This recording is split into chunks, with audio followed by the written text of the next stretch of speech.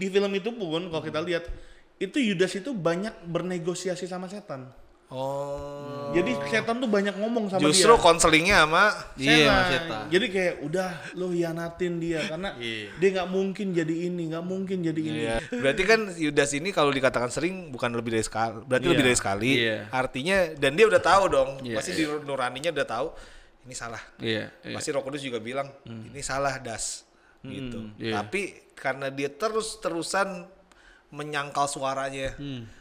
Udahlah. Akhirnya yang dia dengar jadi suara setan. Sorry, kalau sekarang yang banyak yang murtad. Iya. Itu nggak tiba-tiba. Pasti ada. Benar. Sebelumnya sudah dibangun habit yang nggak pernah disadari dan dihalau apa dia didimin aman. Iya benar. Tiba-tiba jadi monster kan dosanya.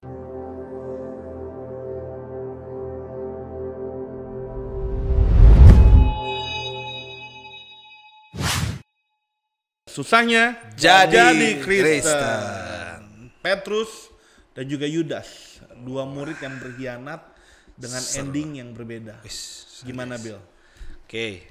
Jadi memang kalau kita bicara soal Yudas sama Petrus ini cukup menarik ya karena dua-duanya nih sama-sama murid Yesus, sama-sama bertahun-tahun sama Yesus gitu ya. Lihat mujizat yang sama, lihat dapat pengajaran yang sama gitu ya.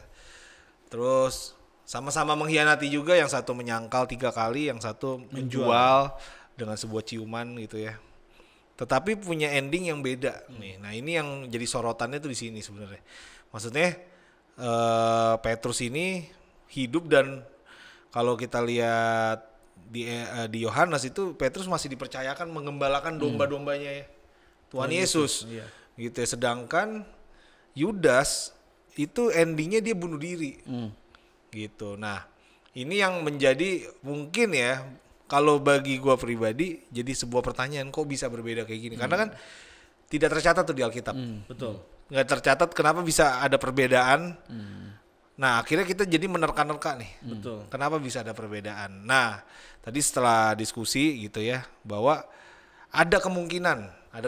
Nah ini mungkin referensinya kita dari film Last Supper. Tadi kayak yang Ino cerita juga gitu bahwa ada kemungkinan kalau dari film itu ya Petrus itu masih mendengar suara Roh Kudus, betul ya Noy? Iya. Coba lo jelasin gimana? Jadi ketika dua-duanya itu sudah galau nih. berkhianat ya, dan mereka dua-duanya galau itu, ya emang dua-duanya tuh si Yudas bunuh diri, Petrus juga ada mau bunuh diri karena merasa bersalah kan? Karena dan itu digoda sama iblis gitu loh. Jadi ada satu adegan di mana Petrus itu ngelihat sebuah tali kalau saya nggak salah gitu, melihat tali dan itu dia udah mau gantung diri gitu loh. Oh, jadi udah ada dorongan untuk udah ada mau gantung diri gitu. Jadi Yudas udah gantung diri, dia ikutan gantung diri gitu loh. Makanya karena ngerasa bersalah gitu loh dengan hal itu. Gitu. Nah, pas dia mau gantung diri, dia kayak ada dengar suara bahwa untuk mencegah dia menggantung diri, suaranya lupa kayak gimana tepatnya, tapi kayak mencegah gantung diri gitu loh. Nah, gue ngelihat bahwa Petrus ini masih peka sama suara itu. Oke. Gitu. Nah, jadi ada suara yang mencegah dia. Iya. Kalau di film itu. Dua Supper gitu loh. Sedangkan Yudas nggak ada tuh. Yudas tuh nggak ada. Ngelos. Udah datang ke Farisi ditolak ya kan kalau kata Nando. Apalagi dia tidak mendengarkan hal suaranya Roh Kudus gitu loh. Selesai. Nah, karena di film itu pun kalau kita lihat itu Yudas itu banyak bernegosiasi sama setan. Jadi setan tuh banyak ngomong sama dia. Justru konselingnya sama setan. Jadi kayak udah lo hianatin dia karena dia nggak mungkin jadi ini, gitu. Jadi ada pilihan bahwa ternyata indikasinya Yudas ini lebih banyak dengerin suara setan dibandingin dengan suara Roh Kudus. Dan di ayatnya ada ya. Nah, kalau kita bisa lihat itu bisa nyambung di ayat yang alasan kenapa dia bebal ya. Betul, di ayat Yohanes 12 yang ketika itu tentang orang miskin lah gitu loh. Nah, di ayat Yohanes 12 ayat yang ke-6 dikata gini, hal itu dikatakannya yaitu Yudas ngomong bukan karena ia atau Yudas memperhatikan nasib orang-orang miskin, melainkan karena ia adalah seorang pencuri. Murid tapi mencuri. Gitu loh. Ia sering mengambil uang yang disimpan dalam kas yang dipegangnya. Waduh, tidak. Nah, kita sama-sama pasti kita sama-sama setuju lah ya. Yudas tuh tahu mencuri salah. Iya, tapi kan dong. Iya. Kan hukum Taurat juga jangan kamu mencuri. Betul. Apalagi uang pembendaharaan lagi. Bendahara Tuhan Yesus. Ini kacau sih. Betul. Iya. Nekat betul. Berarti kalau orang suka curi itu dia nggak peka sama Roh Kudus ya. Kayak korupsi 19 triliun ya. Iya. Bahkan masuk banget. Nggak, jadi berarti kan Yudas ini kalau dikatakan sering bukan lebih dari sekali, berarti lebih dari sekali. Artinya dan dia udah tahu dong. Pasti di nuraninya udah tahu ini salah. Pasti Roh Kudus juga bilang ini salah Das gitu. Tapi karena dia terus-terusan menyangkal suaranya, udahlah. Akhirnya yang dia dengar jadi suara setan. Menurut gua masuk akal sih. Maksud gua mungkin kan karena harus butuh jawaban kan. Itu kan referensi film sebenarnya mungkin.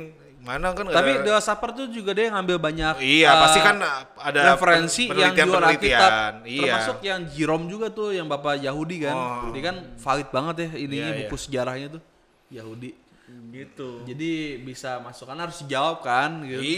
Kan orang penasaran kenapa Petrus masih hidup kok Yudas bunuh diri ya kemungkinan menurut gua apa yang diceritakan itu kemungkinannya masuk akal karena Petrus tuh kan dikatakan dia baru bener-bener buat dosa besar kan pas mengkhianati Yesus kan. Sebelumnya kan enggak. Gitu. Paling ya cuman apa istilahnya emosian atau karena ada sukunya. Apa namanya? Ngomongnya gede lah, kemanapun kau pergi aku akan ikut gitu istilahnya kan. Bahkan dia bisa motong kuping gitu tambah bait Allah gitu kan. Tapi enggak pernah tercatat bahwa dia apa misalnya berzinah lah atau apa enggak. Tapi Yudas tercatat sering. Betul. Nakal dia. Gitu. Jadi dengan kata lain sebenarnya gini ya. Dosa itu bandel gitu. Kita melakukan dosa kecil lah. Ujung-ujungnya mengkhianati Yesus. Iya, dosa tuh berkarir. Karirnya ada ya. Jenjang karirnya tepat ya. Jadi dengan kata lain kalau kita sering mengabaikan suara Roh Kudus ya lama-lama bisa jadi di ending hidup kita itu mengkhianati Tuhan. Jadi orang kalau sekarang yang banyak yang murtad itu nggak tiba-tiba.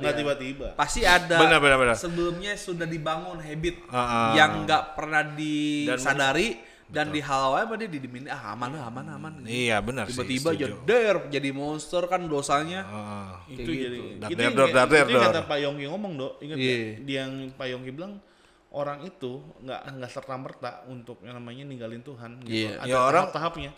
Orang kalau bisa korupsi sampai triliunan pasti dia mungkin korupsi ribuan dulu awalnya. Pertama 9.000, 100.000, 100.000 naik udah biasa nih 1 juta. Sejuta. Berarti yang suka nyuri itu bisa jadi Yudas berarti ya? Bisa. Katanya. Bisa. Jadi dengan katanya sampai satu titik. Gue tahu nih kemana arahnya. No turning back gitu loh. Iya, yang itu kan akhirnya yang menghujat Roh Kudus itu. Ya. Itu kan nggak langsung orang menghujat, tapi ada mendukakan dulu, mengabaikan suara Roh Kudus, bla bla bla bla, ujungnya no turning back. Artinya kita sebetulnya bisa menjadi seorang Yudas. Ya kan? Siapapun itu. Kalau kita terus-menerus mengabaikan suara Roh Kudus. Dan ini bukan hanya mencuri ya dosanya, tapi semua. Mau dosa perzinahan kah? Mau dosa apapun itu. Kalau kita mengabaikan suara Roh Kudus itu yang bahaya. Gitu. Jadi ya semua orang berjaga-jaga kan. Betul. 1 Petrus 5:8. Jadi kesimpulannya bisa dibilang bahwa ketika Roh Kudus suaranya masih kedengeran di hati kita, dengerin. Yes. Betul. Gitu dia. Karena kalau sampai suara Roh Kudus tidak kedengeran, berarti apa? Kita sudah di ujung untuk no turning back kepada Tuhan. The point of no return. Ya, itu yang paling penting. Oke, itu aja teman-teman. Bagi yang suka video ini boleh nonton dalam satu channel milenial. Baper.